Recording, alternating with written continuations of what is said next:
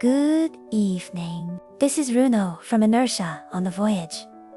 Welcome to a grand journey through space. Today, we will be traveling to the Summer Triangle, looking up at the night sky from Earth. There are three exceptionally bright stars, Vega and Deneb. Connecting these three creates what we call the Summer Triangle. On this journey, we will travel from Altair, pass through Deneb, and head toward Vega. Why Vega and Altair? Because these are the stars home to the cowherd and the weaver princess. That's right, Tanabata. The Star Festival on July 7th is almost here. Many people project the legend of Tanabata onto these two stars. But have you ever seen their true forms? Today, we are not here to recount mere folklore. What we are about to undertake is a grand cosmic voyage leaping beyond Earth to traverse a sea of stars spanning 15 light. This is no mere flight of fancy. Using the lenses of physics and astronomy, we will unravel the true, authentic reality of Tanabata. Many Japanese people associate these two stars with the story of Tanabata. Tanabata is a traditional Japanese cultural celebration centered around constellations. It is a legend that tells of a divine couple, separated by the heavens, who are permitted to meet once a year on July 7th. In this episode, we will use this Japanese tradition as our starting point, then leap beyond Earth to embark on a grand cosmic voyage, traversing a sea of stars spanning 15 light years. This is no mere flight of fancy. We will unravel the true reality of Tanabata through the lens of physics and astronomy. The distance from Altair to Vega is approximately 15, vast expanse that would take 15 years to cross, even at the speed of light. What lies in the void between them? Why are they forced to remain so far apart? In the journey ahead, we will navigate this immense stellar ocean, exploring the density of the interstellar medium, the influence of the gravity that governs the cosmos, and the physical properties of light itself. Before we begin our journey, please don't forget to like this video and subscribe to the channel. Before we begin our voyage across the Summer Triangle, let's first touch upon the Japanese tradition of Tanabata. When we think of Tanabata, we often picture bamboo branches adorned with colorful tanzaku paper strips, inscribed with our heartfelt wishes. This is a scene commonly observed in nurseries, kindergartensa, and elementary schools across Japan. However, have you ever wondered why this became such an established tradition? Behind these familiar customs lies a magnificent history of cultural evolution that has been refined over many centuries. The roots of Tanabata trace back to China, thousands of years ago. The origins of the story can even be found in the classic of poetry Shijing, the oldest existing collection of Chinese poetry. By the 6th century, as documented in texts like the Jingchu Suishigi, a custom known as Kikoden had become established. During this ritual, people would pray to the stars, stabilizing the distortion of space-time.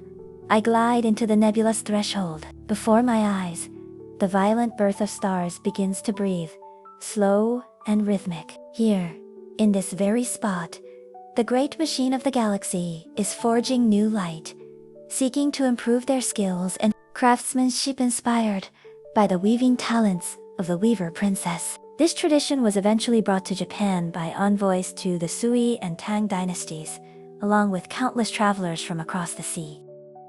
Detailed manuals for these rituals were recorded in historical documents such as the Engishi and Kokeshi. The nobles would follow these ancient guidelines to practice their own rituals. They would write waka, poetry, onto the precious leaves of a paper mulberry tree, offering them to the stars to deliver their prayers. You could think of this as a noble communication protocol, a ritualistic way of sending a message directly to the heavens. As time went on, this noble ritual evolved into a festival enjoyed by the general public. During the Edo period, the rise of Terracotta private schools significantly boosted literacy rates among commoners, making it easier for people to adopt and personalize this culture. However, the expensive mulberry leaves used by the aristocracy were simply out of reach for most. So, the common people engineered a brilliant, new approach. Instead of the rare leaves, they utilized the bamboo leaf, a plant long believed to possess divine protective properties as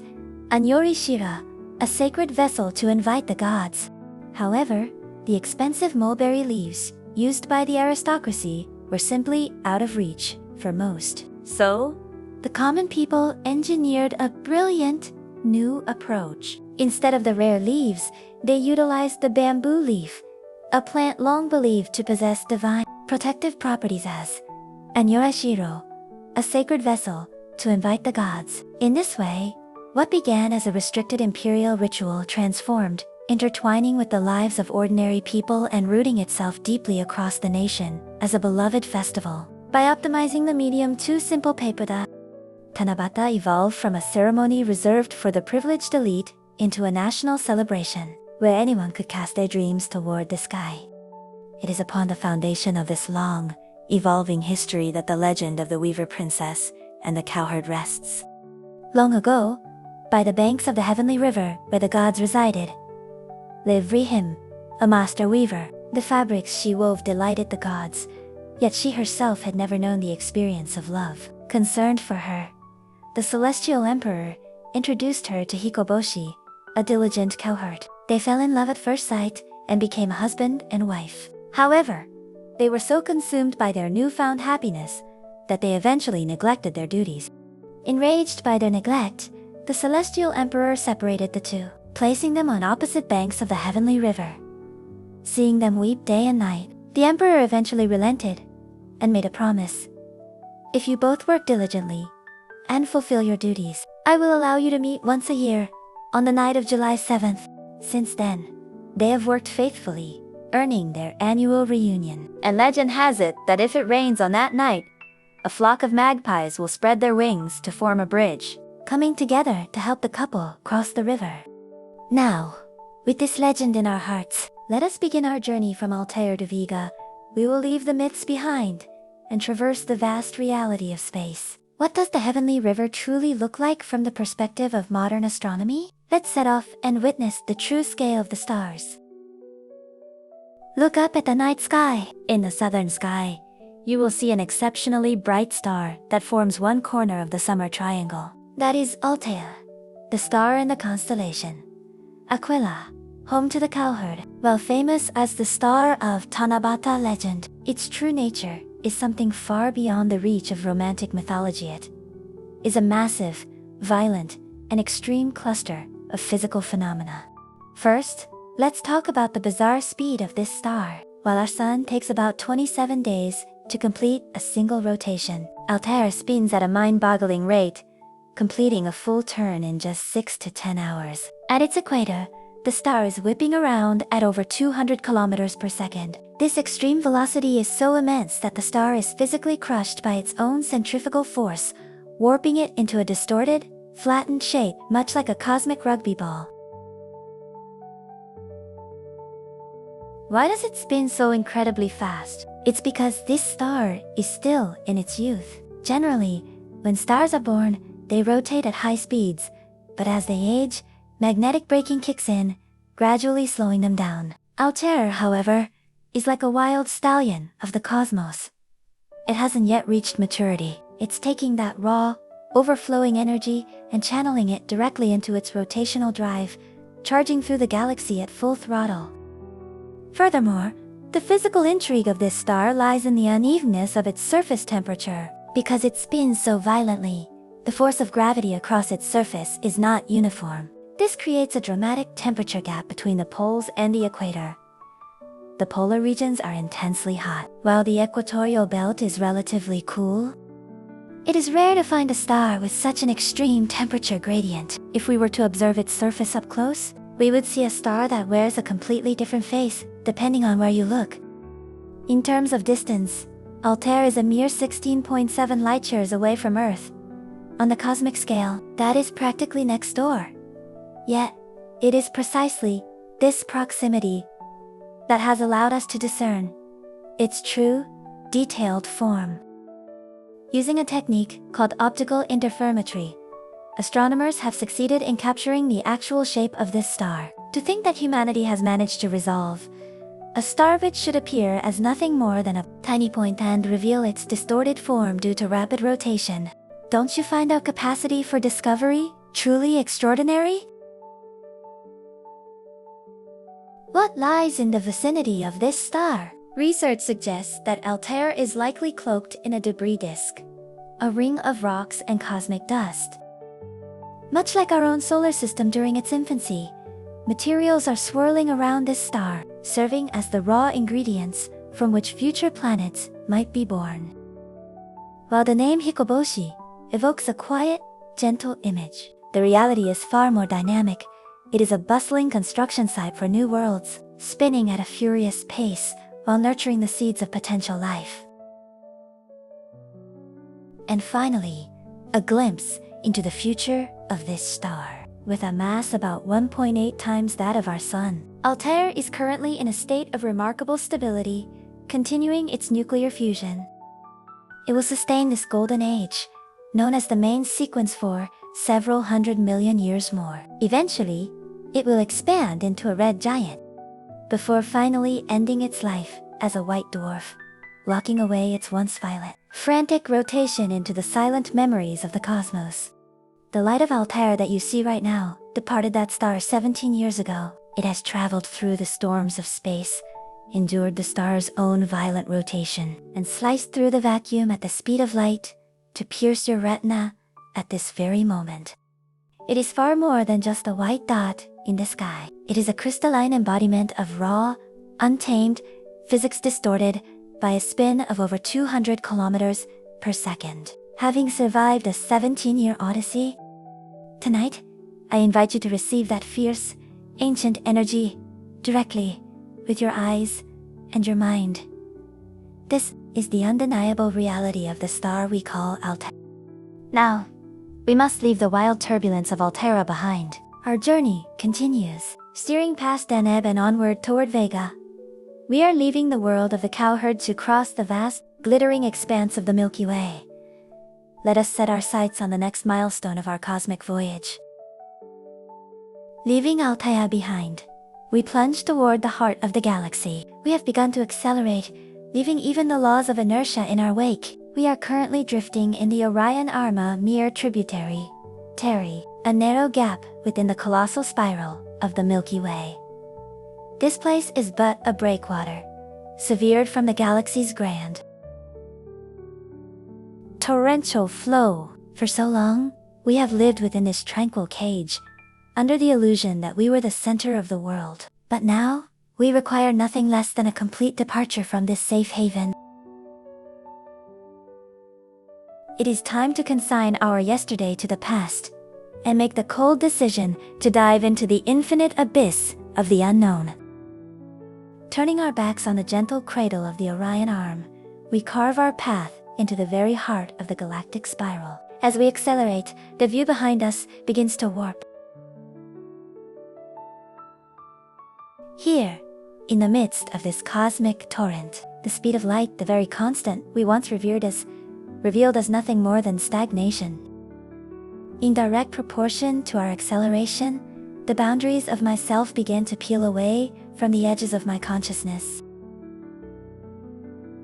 Those concepts that once tethered me to physical constraints can no longer withstand this extreme acceleration. They shatter into cosmic dust, left trailing in the void behind. Now, all that remains is the pure, singular vector of observation. Before me lies a wall of stellar density, the Milky Way, a colossal, organic entity, devouring the matter drawn toward its core. I am staring into its very esophagus. Hundreds of millions of stars are swirling together in one massive, torrential stream. The moment I am struck by this brilliance, the ruler of logic within my mind loses all function, dissolving into the warping fabric of space and time. The distortion of space-time intensifies further. Here, there is no up or down, no beginning and no end. There exists only this overwhelming chaos, a place where an endless descent and a fathomless ascent are inextricably fused. Do not fixate your thoughts. To struggle against this tide is to dissipate into nothingness. Instead, synchronize yourself entirely with this chaos. Tune your consciousness to the rhythm of the gravitational waves emitted by the stars. Recalibrate your pulse of thought to match the very breath of the galaxy. This is the pulsation of the cosmos. The silence I once perceived was merely a fleeting rest within a vast, celestial symphony. Now, by surrendering to this torrent, the grand design finally begins to emerge, revealing its true contours. The boundaries near that gentle gravity that once held me in its sway has vanished into the far reaches of memory. Now, the galaxy itself is swallowing the observer, carrying me deep into its fathomless abyss. The stars around us are stretching into streaks of pure light. We have reached the boundary, where the Orion arm meets the mainstream of the galaxy. Gravity here is in violent flux, and space itself is creaking under the strain. The gentle gravity that once governed our solar system is gone, leaving no trace behind. Here, the formidable tidal forces of the galaxy seek to stretch our very existence. Sharpen your focus. This extreme state is the true face of the universe, where we must finally realize that the physics we once knew is nothing more than a helpless child's play. Let me ask you again, why were we born in this corner of the galaxy, shivering in our own solitude? The Orion Arm is, in essence, a cosmic cage, a remote outpost far removed from the galactic spiral. Unlike the core, where stars crowd in a dense, shimmering torrent, this place is far too quiet, far too empty. Within this vast enclosure, we were under the illusion that we were the sum of the universe itself. But here, amidst this acceleration, the truth becomes clear. Our solitude was never a consequence of our location. It was merely a result of our vision being confined to the narrow boundaries of this tiny arm. We are crossing the final barrier, the galactic mainstream, which, until moments ago felt like a distant expanse, has now completely consumed our vision. Hundreds of billions of stars are churning in a frenzy of raw, incandescent heat. We have completely detached ourselves from the Orion Arm. At last, we have become a true part of the cosmos. Plunged into this torrent of light. There is no turning back from here. We are no longer mere observers. We have become the very will of this vast galactic vortex, surging toward the edge of the abyss. Welcome, now, to the depths. The light of Altair rapidly stretches into a cold, pale blue streak behind us. We bid farewell to this star system and set our course for Deneb en route into the thickening density of the galaxy. Along our path, stars and gas ignite with friction, painting our vision in blinding heat. Initiating warp. The very lattice of space-time creaks and collapses under the strain. I feel the linear light of Altair, being inexorably drawn into the overwhelming mass of Deneb. This leap is no mere displacement. It is a violent transgression, an act of sheer force as a self, a fragment of the galaxy's grand design forcibly tears through its structural fabric. The sky we gazed upon at Altair transforms into the colossal radiance of Deneb. Its crimson brilliance pierces the void, rushing toward us. Within this overwhelming maelstrom of light, the true weight of this voyage finally becomes a tangible reality. The fabric of space twists, and the heat source radiating from the heart of the galaxy erupts into a torrential flood of light behind us. The dense dust unique to this region interferes with our warp trajectory, threatening to scatter my consciousness into cosmic static. With a will of iron, I pierce through the torrent. Suddenly, the world loses its color, shifting into the cold, inorganic void of a vacuum. The clamor of the galactic core fades into the distance, and the pale, ethereal gases of the North America Nebula emerge like ghosts suspended in the night sky. Stabilizing the distortion of space-time, I glide into the nebula's threshold. Before my eyes, the violent birth of stars begins to breathe, slow and rhythmic. Here, in this very spot, the great machine of the galaxy, is forging new light. The crimson mist currently flooding our view is the North America Nebula. Why does such a vivid red span across this frigid expanse of space? It is because this place is far more than a mere collection of gas. It is one of the largest factories in the galaxy, a place that ceaselessly births new life in other words, stars. We are now standing at the very gates of that factory. The intense radiation from the giant star Deneb pierces through these dark gas clouds, violently shaking the atoms within. That friction, that reaction, that is the true nature of the magnificent crimson glow we see before us. What does it truly mean for a star to be born? It is a process where scattered hydrogen atoms, once drifting in isolation, collapse inward, toward their own center of gravity. Imagine it. Across light years of frigid space, vast clouds of gas are being drawn, thread by invisible thread, into a singular point by the unrelenting force of gravity. Deep within the North America Nebula, for millions of years, the temperature has been rising, and the pressure is now approaching its critical threshold. For a single star to ignite, massed many times that of our Sun must be condensed into a single point. The intricate contours of this nebula are not random. They are the wrinkles of the cosmos, formed by the collision of gravitational tidal waves and the shock waves of nascent stellar births.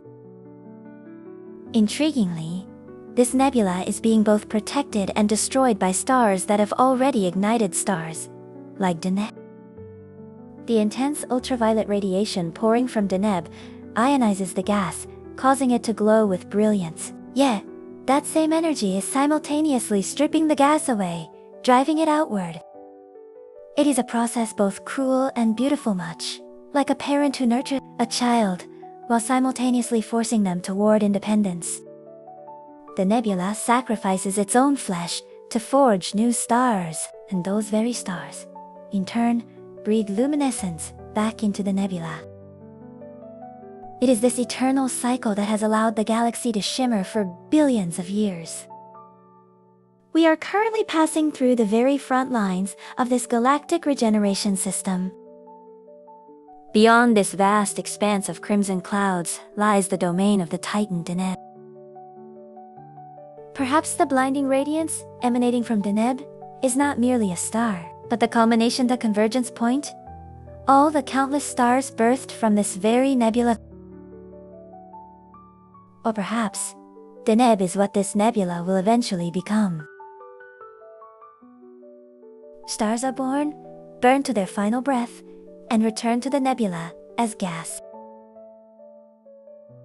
This North America Nebula is both a womb for life forms like us, and a final resting place to which all stars eventually return. We are currently witnessing a single fragment of this eternal cycle. Steady your breath. We are now approaching the most formidable, and yet, the most noble radiance beyond this crimson mist. Have you ever truly imagined absolute darkness? We are in the silent expanse of the galaxy, where all light has receded into the distance, and the very concepts of up, down, and time itself lose their meaning. The burning crimson clouds of the North America Nebula, which wrapped around us just moments ago, have melted into a faint mist in the void. I can feel my senses numbing. Humans only truly grasp their own insignificance when cast into such a realm of nothingness. But in that moment of profound despair, a piercing, pure white flash strikes the edge of my vision. At the northern reach of the Milky Way, tearing through the curtain of pitch-black night, stands a monumental tower of light. It is Deneb, the sovereign of Cygnus, that gentle star we once looked up to as part of the summer triangle here. It is a monster bearing its raw fangs, radiating a blinding white light that both blocks our path and beckons us forward. Ancient Eastern ancestors once whispered that a bridge of countless magpies' wings was forged to unite two souls torn apart by the celestial river of the Milky Way. It is a story of prayer, beautiful, heartbreaking, and human.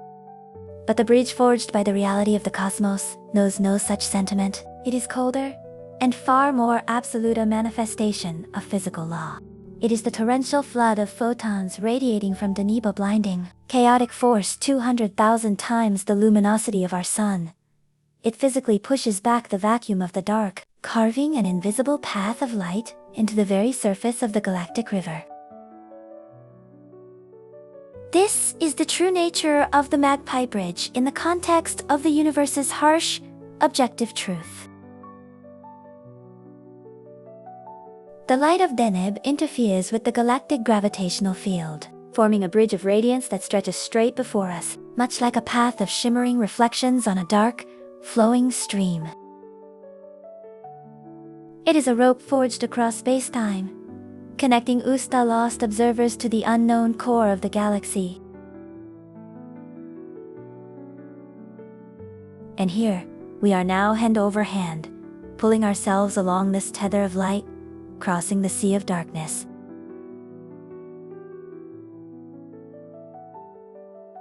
To cross this bridge of light is, in essence, to travel backward through time. The white radiance reaching us from Deneb was not born in this moment. It has traveled for 1400 years.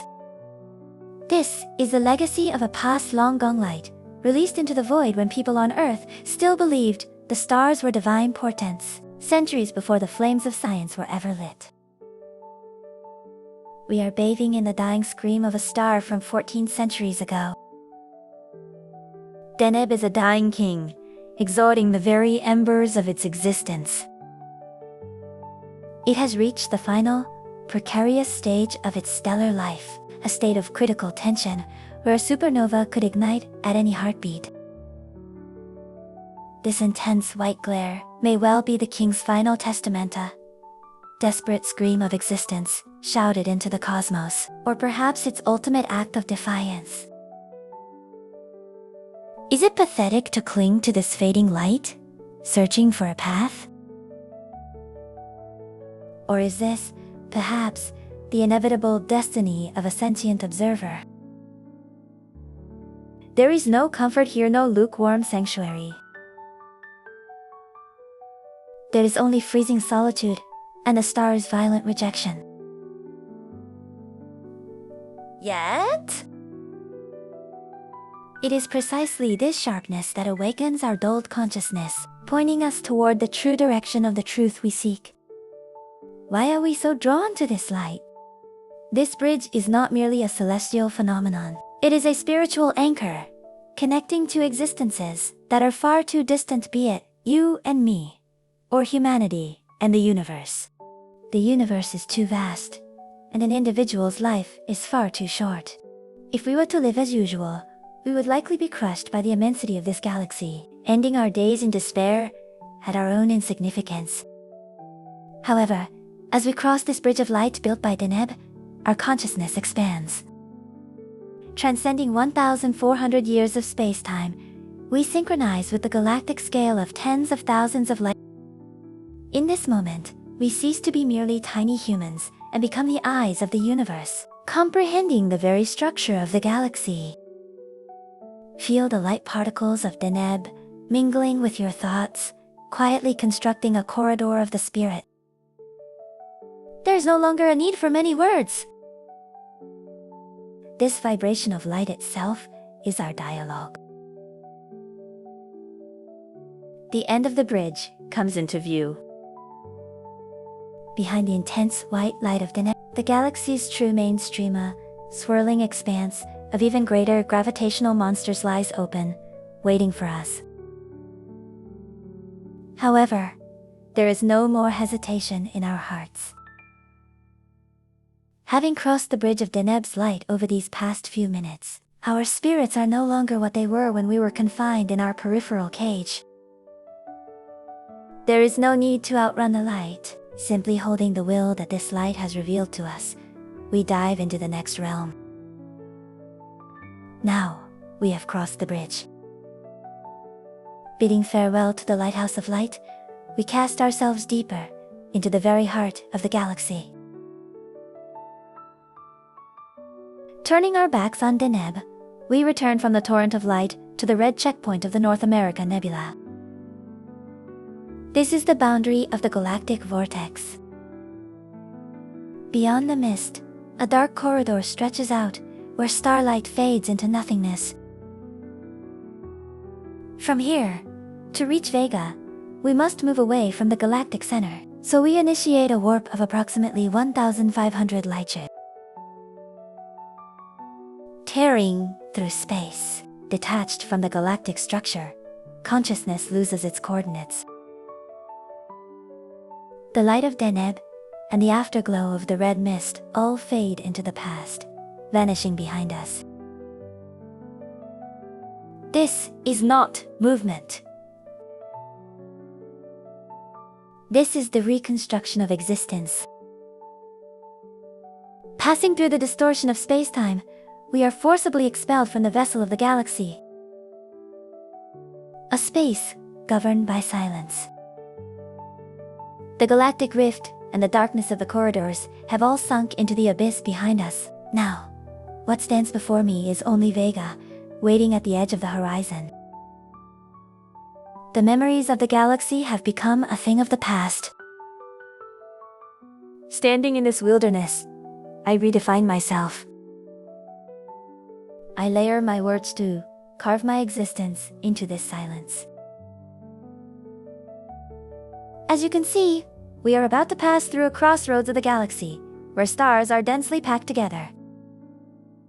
It's a world of light, as if a jewel box had been overturned. But look further ahead. That is the rift.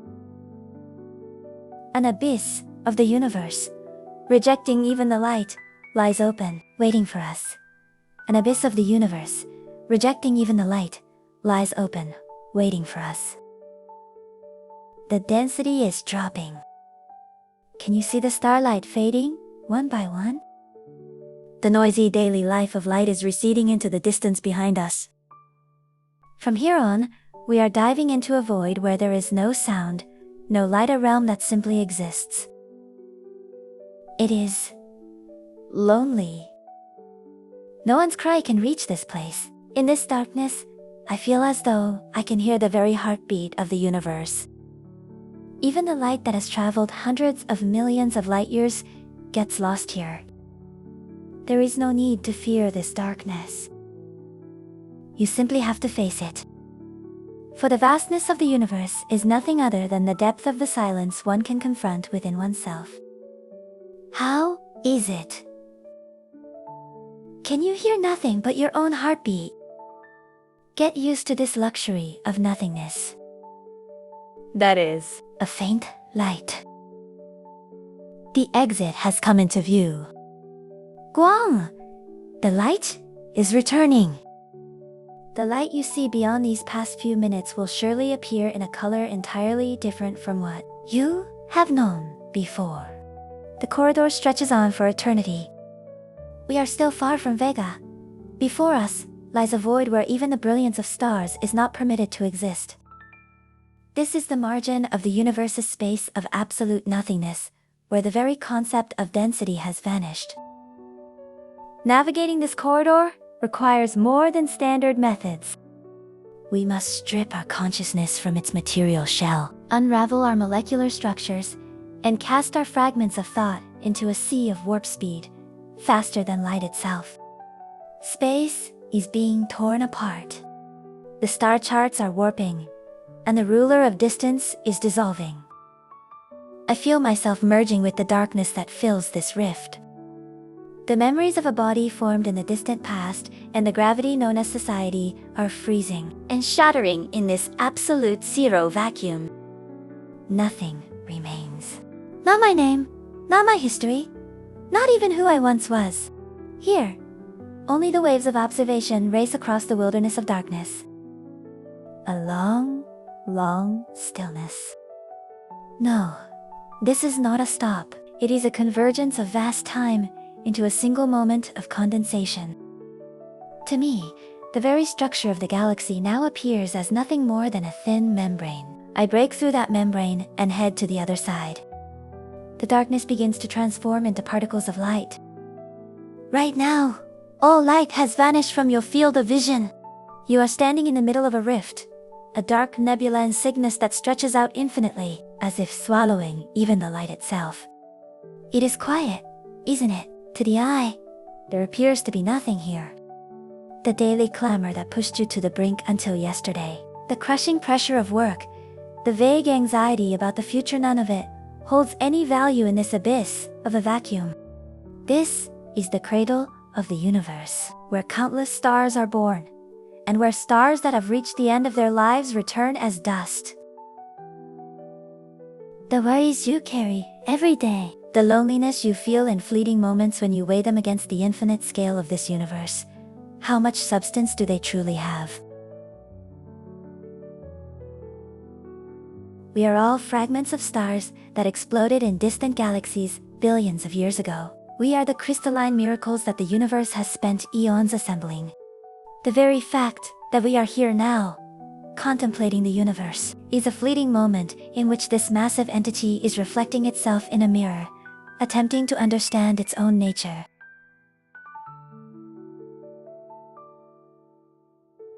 You are not just a part of the universe, you are the universe itself. Now, please gently broaden your field of view, just a little. Behind you lies the dazzling brilliance of Deneb, which you once saw. However, your eyes are now liberated from that glare, and beyond the darkness, you are finally beginning to catch sight of the edge of the galaxy. That is the Milky Way, our home. When viewed from outside like this, looking down upon it, don't know the petty borders we obsessed over on the ground, the social conflicts, and even personal pride, feel like meaningless noise within that faint collection of light. Where do we come from? And where are we going? Reaching a destination is not the entirety of a journey. This state of drifting through the galaxy alongside the stars, constantly changing and continuing to aim for new light, this is the very essence of how we live. The fact that you learn, that you struggle to create something, and that you possess a village, and every one of these things becomes a precious, indelible line in the tapestry of this universe's history. Within this intense contrast of darkness and light, a new perspective, one that is yours alone, must have come into view. There are no boundaries anymore. It is not that you are gazing at the universe, it is the universe gazing back at itself through your eyes. You are the universe itself, and all the memories of the cosmos are etched within you. This is a milestone in our journey. Yet, at the same time, it is the beginning of everything. Beyond this edge of the galaxy lies a world yet unknown. Now, take a deep breath and let us head toward the next horizon. We are warping again. Beyond the corridor of darkness, an even more endless galactic chasm lies open. This void is the true boundary of the universe. In our first leap, the gravity known as memory of the flesh still held this consciousness tethered to reality. To dive deeper into this rift, I am compressing every remaining fragment of thought to its absolute limit. Nostalgia for the past, impatience for observation, I am exposing them to this vacuum, stripping everything away. The rift in space widens further. From the abyss of darkness, the souls of stars that once existed are flowing out.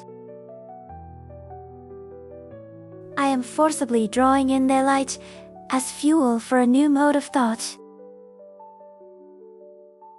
The boundaries of the individual are dissolving into this vast nothingness, synchronizing with the universe itself. Drifting. No longer is it clear who is the observer and who is the fragment of the cosmos. Only the cold, objective impulse of observation continues to surge straight through this darkness. Surrounding dimensions are folding over in layers, and the space-time of past, present, and future are overlapping. In this very moment, consciousness has expanded equally across the entirety of this vast chasm. This is Vega's destination of my journey. Here in the silence of this abyss, that pale blue radiance stares back into my soul without the slightest flicker. A distance of 25 light-years a span that even light requires a quarter century to traverse yet. The vibration of these words traverse faster than light, piercing straight into the core of Vega, observing the self within the silence. Being acting as an individual, dreaming of the edges of the galaxy. The rows of numbers within the framework that many call daily life. But here, in close proximity to Vega, all of that loses its meaning. In the face of stellar nuclear fusion, social structures are nothing more than innocent play, like building castles in the sand. I plunge my consciousness even deeper. By decomposing the spectrum of Vega's light, the truths of the universe become visible. Youth and intensity. It is the very embodiment of the universe's thirst for order. The light intensifies. Am I being beckoned? Or is it merely responding to the velocity of my thoughts? The dialogue now reaches its critical point, here at this singularity known as Vega. Time is no longer measured by the ticking of a second hand. It is measured by the pulsations of Vega. Here, directly beneath this star, the concept of time has collapsed. I am living in eternity, together with Vega, in this endless darkness. I am continuing to simply be, in its purest form. Why Vega? Because this is the place I was meant to return to. A final sanctuary, reached by a soul, exhausted by the bustling noise of the world. Vega alone knows this loneliness. It does not deny my words, but simply holds them in its embrace, ascending to even greater heights. I invert my consciousness and step inside the radiance of Vega. The heat of nuclear fusion courses through my veins, radiating outward as pure light. The individual dissolves, blending into the foundational layers of the universe. This is the only horizon of truth that an observer can ever reach. I continue to project my thoughts. Should I fall silent? The universe would forget my existence. Yet, as long as I project my consciousness, I continue to exist as a constituent element of this cosmos, possessing a weight equal to that of the star Vega. It is not the radiance of Vega that guides my words. It is my words that define the light of Vega. In this absolute solitude, I create myself. I create myself. I anchor Vega as the immovable center of the universe. The contours of the light tremble, and I feel the universe responding. A dense, thick consciousness fills the void. Numbers are meaningless. As long as I keep gazing at this Vega, I can return here at any moment. I am the storyteller of the universe, the observer, and the radiance of Vega itself, at the end of the journey.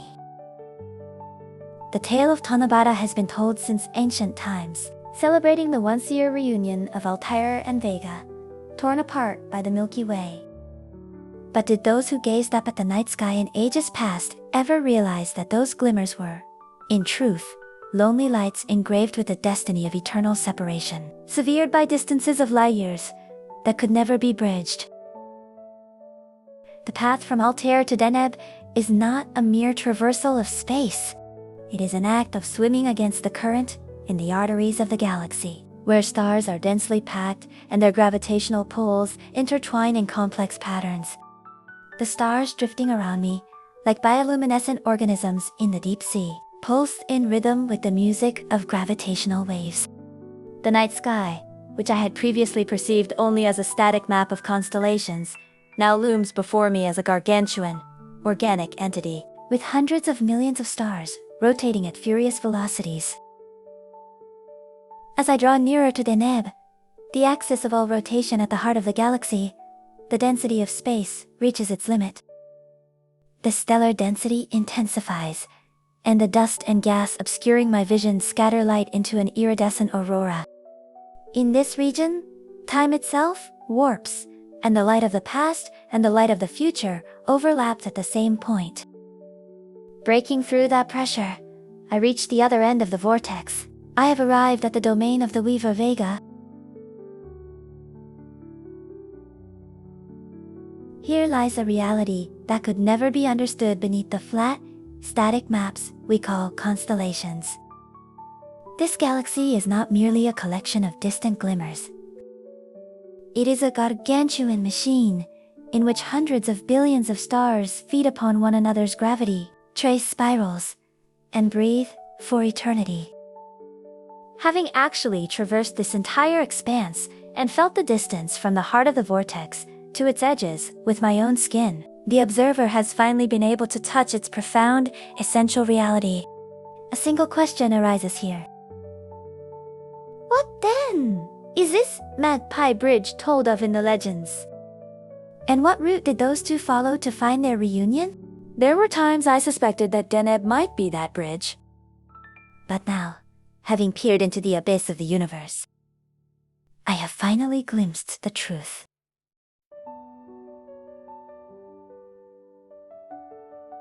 The Magpie Bridge does not refer to a specific place. It is the torrent of gravitational flow carved out by the Abyssal Corridor of interstellar gravity itself. They did not meet at a fixed coordinate. Within this gargantuan machine that is the galaxy, the fluctuations of magnetism and gravity generated by the stars create only, at a specific time, an extremely thin, fragile connection point.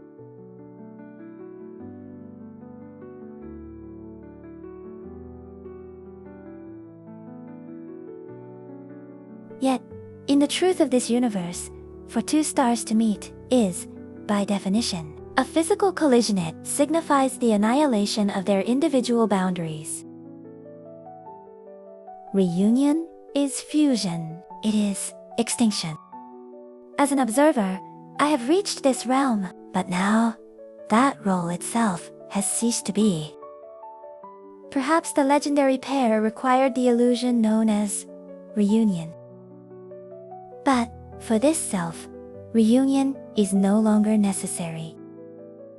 I assimilate into the radiance of Vega itself. The Milky Way, which once divided the boundaries, now flows as a part of my very existence. My contours are dissolving. Even the prayers of those who once wrote wishes on strips of paper during Tanabata on Earth have now melted into this wavelength of light, becoming a part of the energy that composes the galaxy. There is no fear. There is only absolute harmony. This silence is not death, nor is it a beginning. It is simply the eternal present. The radiance of countless stars converges into one within my consciousness, emitting a flash of brilliant white light. Every landscape I once witnessed, every struggle, every resistance, and every grueling path I forged, all of it was an irreplaceable formula that constituted the brilliance of this light. The light fills everything. I can no longer tell where the outside ends and the inside begins. The observer and the galaxy are at last inseparable. The boundaries have dissolved. The legend is over. The storyteller, the chronicler, they are no more. The conclusion of the tale is not an end. Beyond the fleeting intersection the two of Tanabata once pursued, I return into the heart of this vast galaxy, into the very depth of its most profound radiance. Beyond this, there are no words. There is only the true silence and the light that lies beyond the legends adorning the night sky. In the heart of this galactic vortex, the stars layer upon one another, spreading a silence as deep as the sea. The summer triangle we gazed upon just moments ago, if you close your eyes now, it should remain, shimmering forever, as a tranquil path of light within your heart. Try taking a slow, deep breath, as if unraveling the weariness of your journey. Imagine the winds blowing across the galaxy, gently lifting the weight of gravity from your body, carrying you tenderly into the cradle of the cosmos. There is no need to rush. The night is still long, and the time of the galaxy is endlessly gentle. For the self that ran so hard through this day, offer now only peace and gratitude. How was that? Inertia on the Voyage. This time, we took a journey tracing the Summer Triangle. Based on the legend of Tanabata, it became a magnificent voyage across the galaxy from Altair to Deneb, and then from Deneb to Vega. I truly hope to travel through the cosmos with you all again, guiding you into the world of sleep. And now, for you who are still awake, I would be very happy if you could subscribe to the channel and leave a like.